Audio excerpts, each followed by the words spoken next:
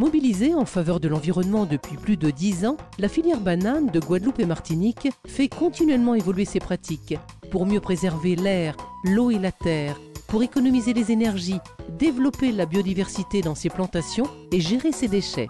La filière banane achète environ 12 millions de gaines protectrices en plastique bleu par an pour les deux îles. Depuis 2009, 95% de ces gaines et ficelles de haut banage sont recyclées. En Guadeloupe, elles sont collectées dans les plantations puis retraitées sur place.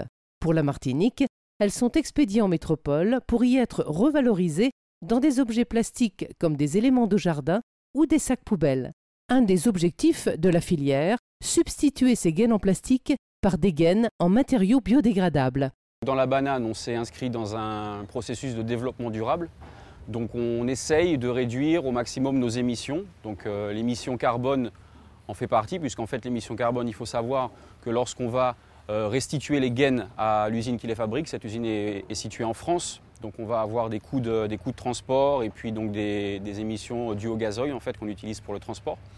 Et cette idée est partie de là afin de pouvoir en fait éliminer en local ces gaines biodégradables.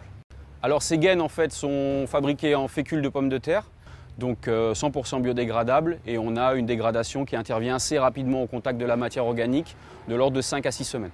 On a un plus pour le fruit et une amélioration de la qualité en fait, qui est due à la texture plus soyeuse de la gaine. Donc on a moins de grattage sur les fruits, les bananes deviennent plus belles.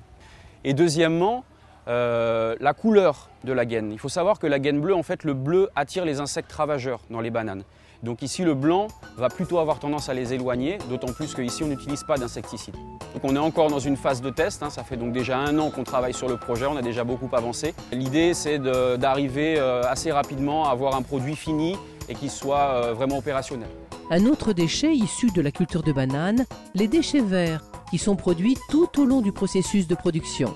Ils sont également collectés puis totalement recyclés pour fabriquer du compost de qualité. Donc le compost démarre au hangar, et c'est-à-dire que les écarts de tri et les hampes, quand j'entends écarts de tri, ce sont les bananes qui ne sont pas exportables. Donc ces bananes et les hampes qui en résultent sont collectées en fin de journée et amenées sur une plateforme de compostage.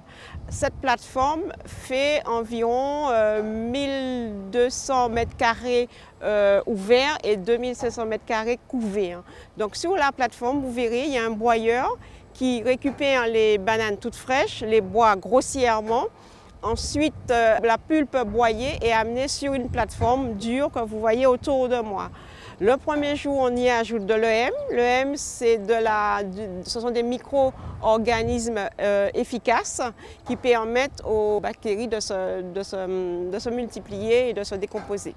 Le deuxième jour, on y ajoute 50% de la matière en bagasse.